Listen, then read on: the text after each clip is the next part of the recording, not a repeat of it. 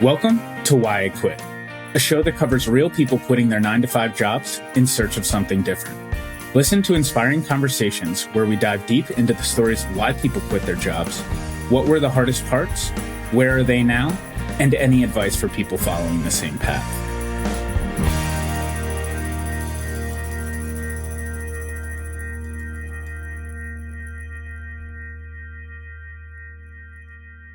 I'm so excited to introduce Brian Chupek as this week's guest on Why I Quit. Listen as he discusses quitting his full-time job at Morgan Stanley with no plans as to what was next. Learn how Brian chose starting a real estate business to have more control over his schedule and prioritize the relationships in his life. Get inspired by listening to how he is diversifying his revenue streams by continually exploring new business opportunities. Hey, Brian, thanks so much for joining us today. Hey, thanks for having me. Yeah, absolutely. So I want to start off by going back a little bit. Tell me about your education and kind of where you thought that would lead to for your first role out of school. Yeah, so I graduated from Salisbury University with a degree in finance, specifically in investments in 2014. And of course, like everybody, I thought, that's it. I'm going to be rich. You go get the first job. Morgan Stanley is a big investment bank. They come calling. It's awesome, big name. And what you realize there quickly is you're on the operations side, or at least I was in that scenario. So we did institutional securities lending, which is about as exciting as it sounds. But basically, it's big pension funds or portfolios. They have extra securities that they have laying around, and we would make sure that we could lend those out to other institutions and collect a little fee for that. And you're moving 100 million some odd dollars a day, $1 billion portfolios. Everything there is on a timer. So the market closes, depending on which market you're looking at, in regular intervals every single day. So it's just the same repetitive work day after day and high stress because there's a lot of money moving hands. So people, no phone call lasts longer than 15 seconds. Just say your thing, get down, move on with it. And then you get in around 7:30 to get ready for your day and get ready for whatever market's about to close. Usually Turkey was like one of the first ones. And then you just stay all day. So once all the markets close around like 4, now you can start doing like the extra projects that you want to work on or anything that makes your day better or optimizes the flow for the team. And so you end up doing like 7 to 7 every day. You don't really leave your desk. You're kind of always stuck there. Just got kind of the theme of the show. It just gets really repetitive and real old, real quick. And you start kind of having that mental space where you start looking around and say, all right, what's the end look like here? What's the outcome of, best case scenario? What does that look like here? But to me, I decided it wasn't anything that I was interested in. And I ended up leaving and kind of went to work for myself, really bet on myself, got into real estate, started selling real estate 2018. And that's what I've been doing ever since. How quickly was it from when you started at Morgan Stanley to when you realized that this was not for you? And then what did that transition period look like? Did you start looking at other things from there? Or how long was that transition period for you? I worked there for about 4 years out of college. It was probably year 2 where I was like, all right, what are we doing here? Like, what's this all about? Because, you start out that first year and you're having a good time. You're making more money than you've ever seen before. And then as you get more progressive, the typical turnout and the churn and burn there was kind of the motto is, people would stay for like a year and a half.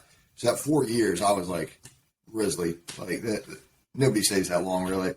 So it was probably around year 2 where I started thinking like, all right, what are we doing here? Because I was pretty good at my job.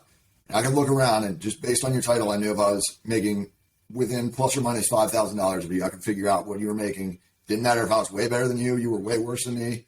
Didn't matter. You're making kind of the same thing. And you start thinking about it and you're like, well, you kind of lose that incentive. And then you start looking at what the career progression looks like if you stayed in that role or in that kind of silo. And you start thinking, all right, that's not for me either. What can we do instead? What don't I like about it? You kind of get your feet wet in the working world and realize, all right, here's the things I do like out of my career. And here's the things I don't like. How can I optimize that? What's my next move? You're always thinking a couple steps ahead, trying to figure out what your next move is and what's going to optimize your goals and what you want out of your career. Because it's not just like a job. I've worked since I was 15, 16 all the time. And those are just jobs just to make money. But then you start having a career and you realize, all right, the people ahead of me are 30, 40, 50, however old they are. And like, this is it for them. That's it. Is that what you want? Is that where you want to end up? And so you kind of really take stock around year 2. And then that's when you start planning, all right, where am I going to go from here? And I planned everything out pretty well. So like I was making sure I had, 401k invested and, company match. And when you hit that time period where everything's vested, it's your money. They don't claw it back from you if you leave. And then saving up enough reserve funds that I knew I was going to go into something where I could control the income a little bit more than I did out on a salary. And so I kind of started saving up for that and had the plan. I didn't know exactly what I was going to do, but I knew I was going to do something different. And the transition was, I took a summer off. I think I took 3 months just to like be. And that summer was the one where I was like, all right, there's no shot I'm going back to like a structured 9 to 5, or in this case, like 7 to 7, like I was saying. Just the control that you have over your schedule was, I realized that was, money aside, that was the number one thing that I wanted, was control of my schedule. That was like non-negotiable for me. So at that point, I realized I was going to do something where I could control that and I could determine how I was going to work and how I was going to integrate that with everything else I do in life. How important was that 3-month break for you to kind of figure out what you were going to get into next, or what the next plan was? So I probably could have done it in a month, but it was important, like I said, because solidified what I already knew. So my family's had real estate investment properties since I was 2 feet tall, and I've been ripping out carpet and doing stuff like that. So I kind of always knew real estate. Like I could understand it. I've never been accused of being the smartest guy in the room, but I could figure that out and I could understand how that worked. Kind of knew that was probably where I was going to end up. And then I was just figuring out what path in there. Am I going to go investing side, or am I going to go brokerage? And brokerage seemed to be the way that I could earn the most money, have the most flexibility and control, and set myself up for, a couple of different avenues of income streams that I could pull in. It's typically about 6 months that they say when you really get your first check, money's starting to come in, you have clients going in real estate, specifically sales. And so Morgan Stanley actually called me back later and they're like, hey, would you work part-time for us at least? We need something. We're dying here. Because I think a few of us quit, like kind of at the same time, a few of the key players. They tried to offer me management on the way out, and I said, guys, it's not happening. So that was actually great, though. I went back and worked part-time for them, and then I could spend the rest of my time prospecting for clients and kind of working that side of the business. And I was pretty flexible on how I could structure that. But I said, yeah, I'll do a little part-time for, I think I did 3 months with them. That 3 months, it really just solidified. Like I said, it solidified that, hey, this is the right move for me. This is what I want to do. Going back to the moment when you did quit, where was your mindset at in terms of you're so confident that that you can figure it out? Were you terrified about, not knowing what you were going to do next, or, what was your comfortability level at that point? So that one's actually funny, and it kind of ties into my mentality at the time. I didn't know exactly like I was going to go into brokerage, but I knew I was doing something where I was going to be sales based and, can drive the income. And so when I sat down, I, instant messaged my boss and I was like, hey, when you guys get time today, like, can I get 5 minutes? And he kind of knew what the breakup text was coming. So he's like, let's just do it now. Let's get it over with. So I went and sat in there. It was like me, him, his boss. Like we had a couple of them in there. I was broke to news. I said, hey, look, guys, if I'm going to go broke, it doesn't matter. I have no dependents. Nobody's really relying on me. I don't have a ton of debt or anything like that. Like I was fortunate not to have student loans in that scenario. So it really didn't matter. Like I could live pretty lean for a little bit and, do all right. But I kind of sat them down and said, hey, look, if I'm going to do it, now's the time to do it. Everything's set up for it. And every single one of them is kind of said, yep, good idea. Because they all had kids. They all had, responsibilities other than just their freedom to go do it. So they were all on board with it and they were super helpful. I actually stayed a little longer than it wasn't a typical 2 weeks. I told them I was going to help them, transition, but I said, hey, this is coming sooner rather than later. So let's start game planning for how we're going to roll this out. Tell me a little bit about how that first year went for you. Was it harder than you thought, or did it go better than you thought, or what did that look like for you? It was harder, and I think I've heard your guests say this before. You do take a dip in income right off the jump when you start anything up like that. Like I said, I prepared for that. So I had money saved up. I knew I was going to be fine there, but you take the hit. I really just thought about, all right, what could go right?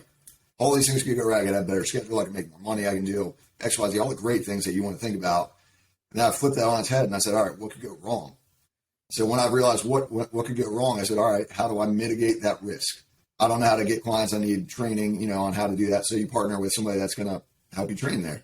All right, I might run out of money. Okay, so I saved up money. Like I said, for 2 years, I had that in place.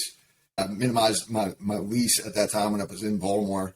I was with a friend, and so I could go month to month. I was very flexible there. So, all right, I'm not super concerned about that. Worst case, you move home with your parents. They're not going to ever kick me out or anything. So you just kind of look at what could go wrong. How realistic is it that it would actually go wrong? And what are your contingency plans that you have in place for that?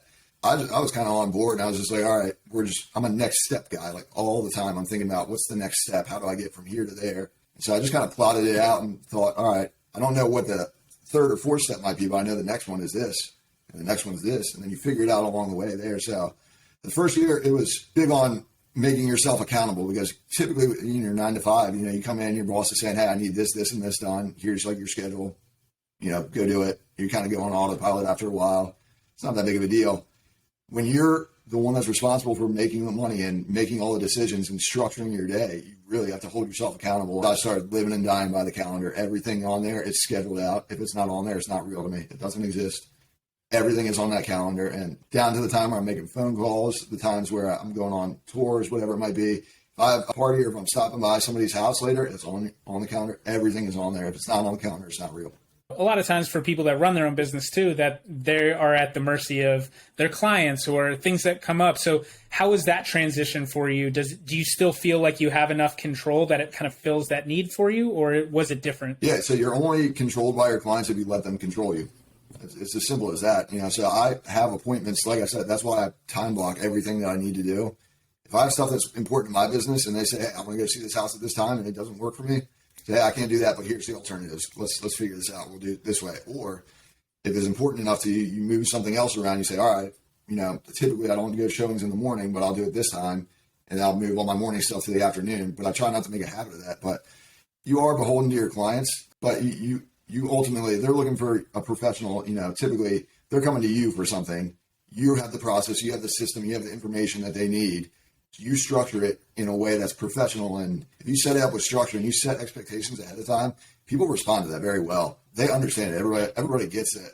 It's a job for you, and you have certain other responsibilities. They're not your only client.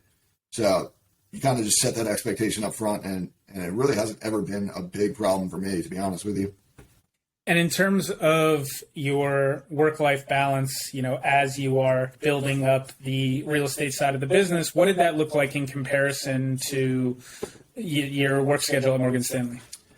So at Morgan, it was just, you're there, 7 to 7, like it's just it. That's it. I don't really love the term work-life balance. I think one of your guests actually said it really well. Work-life integration is, I think, more how it needs to be. I'm never on, but I'm never off either. So it's just kind of how do you weave your income and your career and what you're doing into the other things that you're doing. So again, all my calendars are all linked together. So I have personal calendars, work calendars. You go with it. You set yourself some structure. Like I said, you have to be accountable to yourself. You set your basic structure, but then you leave yourself a little flexibility for whatever might come up and whatever is the priority for that day. I don't have too much trouble with trying to balance it out. I'm not missing big events because it just goes on my calendar and says this is an event. It's not movable. I have an appointment. That's it. Yeah. And in terms of your priorities on the personal side, as you're growing the business, did that affect how you created the business in general and how you structured your schedule in these time blocks? Like, talk to me a little bit about how you thought about that as you started growing that side of the business. When I thought about it, I thought, all right, what are the things that are a priority for me just in life? Relationships. That's my number one biggest thing. I won't miss a wedding. I won't miss, anything like that. I'll structure it so that I can work around that. So I know when my big events are and they go on there and they don't move. So picturing, what's important to you. And that's kind of the larger discussion of life, how your career fits into that life that you want to build. You kind of meld the priorities there and say, all right, what's my non-negotiables? What won't I miss? All right. I know I have to make calls every day. I have to try and get clients every day. I know I have specific events and people that I need to keep up with. So those two things are going to go on my calendar. Everything else drops below it. So you kind of just have to constantly reassess what your priorities are and then weigh them against each other. I literally just have a task list right next to it on some side of the Google page. It's just a task list of, all right, here's items that I need to get done, but here's things that are just the most important thing to me, and that's not going to move on my calendar at all, ever. So I really just kind of try and integrate it as best as I can and just keep a constant reminder of what my priorities are. And typically it's relationships and then building the business. And those two things, if it's not furthering one of those two, it's kind of just not, it gets a little bit of the back burner, to be honest with you. I know there's a lot of people out there who are looking to quit their jobs or just quit their jobs recently. What is, the best piece of advice you got or that you would give someone that is following a similar path? Have a real honest conversation with yourself, because you don't do yourself any favors by saying, oh yeah, I can do that. It's not a big deal. You're going to be accountable to yourself. You have to look yourself in the mirror, and it's 100%. You have to decide, am I okay being 100% responsible for the results, good or bad. I have to own everything, that the buck stops here, that kind of, all that good phrasing and stuff. But I mean, just be 100% accountable with yourself. If that's not something that you can do, you probably should not think about it until you can build that discipline. So I would do that. And then I plan everything. I'm thinking a couple steps ahead, trying to at least all the time. So I'm always looking, like I said earlier, what could go right, what could go wrong, and how do I mitigate the chance that it's going to go wrong, and what's the probability that's even going to go wrong? Is it just a thing that I'm thinking about, and I just write it down and say, all right, that's stupid, that's never going to happen. But you still at least write it down and say, all right, here's how I would deal with this if it came up ever. And then you never think about it again because you just do all the right things and you keep advancing your next step to get where you need to get to. If I sit down with myself, I can overthink things a lot. So I have to really discipline myself to blend that with actually taking action. So that's why I'm so big on next steps. It's like, I don't know how to do it perfect, but I know I can do the next thing. And I can do the next thing. And I can do the next thing. And eventually you get there and you refine on the way. Did you have plans on the entrepreneurial side, from back in college or growing up at all? Or did that stem from your experiences at Morgan Stanley where that made you get to the point where you were like, okay, I need to figure out a plan to, find something different outside of this? I've never really had the entrepreneurial bug. I've always had salaried, I was never a waiter or anything like that where I could drive the income. It was always a salary thing, working at golf courses, working at retail shops, selling t-shirts or whatever. So I never really had that, but I knew I liked investments because this is one of the ones that stuck with me. Is my mom's a saint. I love her. In the 90s, she knew she had to, she was a single mom for the 90s until she married my now stepdad. And she knew she had to make up for that income because she was a salary person too. She worked social worker. She was a teacher. She wasn't making big bucks, but she knew, all right, if I buy this house, and she'll typically buy 2 units or 3 units, whatever it might be, but one of those will cover the mortgage for that house. One of them will make up for the income that she didn't have coming in from a spouse at the time. She just did that, repeated it for a couple of times, and it really worked out for her really well. And one of the best moments I've ever seen is we were sitting at the kitchen table with a financial advisor, somebody that was trying to onboard her as a client. They just kind of said, hey, you don't need me. You just pay these off and you're set. And she broke down in tears because she didn't know. She was the same thing. She didn't know what the final picture was, but she knew the next step. So I kind of saw that and how that played out. And I realized, all right, there is a way to drive your income differently than just getting paid by somebody and trusting that, once a year they're going to give you a raise at 5%. Well, you just lost 4% to inflation. This year, inflation's at 7%. So if you're not getting at least 7%, you're falling behind. You want to put yourself in a position, or at least I wanted to put myself in a position where I could control all of that. I'm a big control guy. I really like being able to navigate how I see fit. I'm going to make mistakes along the way. Of course, everybody does. But I at least want to put myself in a position to control that as much as possible.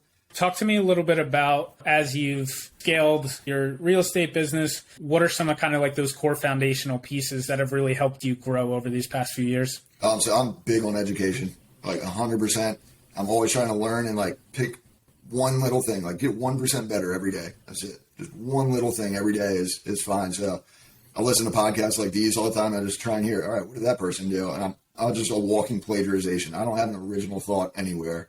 I'm stealing something from everybody anytime I listen. I'm very good at being aware and kind of soaking everything in. So I'm always listening and trying to keep up because if you get complacent, that's when you start to get left in the dust by your competitors. So like I said, I could sit here and plan things till kingdom come, but it doesn't matter if you don't do anything. If you don't pick up the phone and make a call for a client, you can have the best plan in the world. It doesn't do anything for you.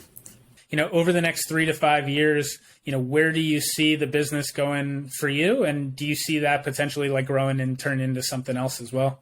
You always want to get from sell side to buy side because that's where you really create wealth.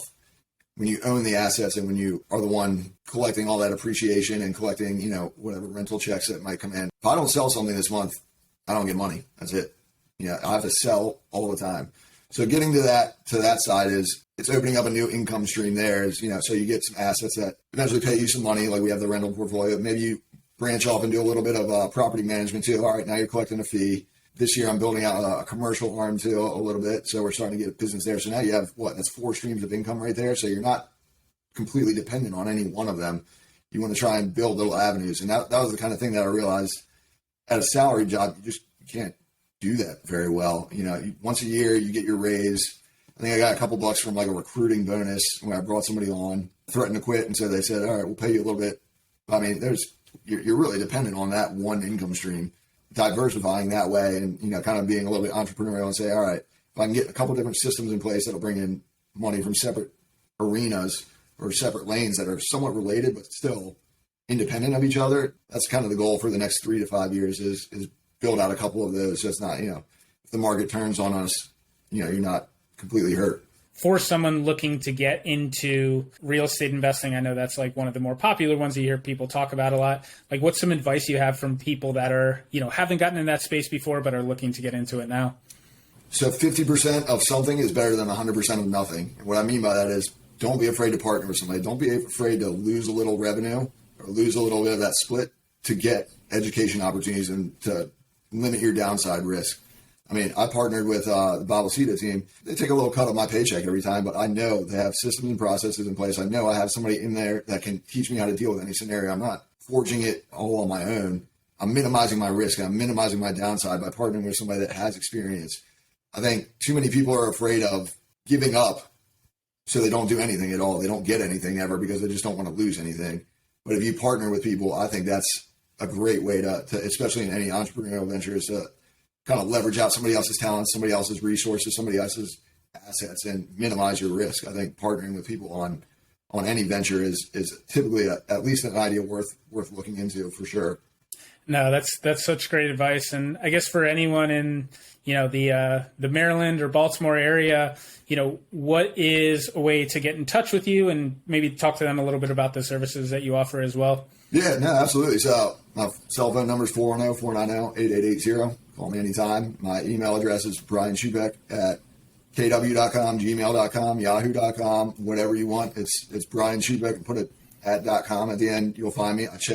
I run a zero inbox too. So every single day I check every single email. So that's easily the one you can get to. And then on Instagram, I'm not super big on social media. I got to get better at that, but it's at brianchupek.re.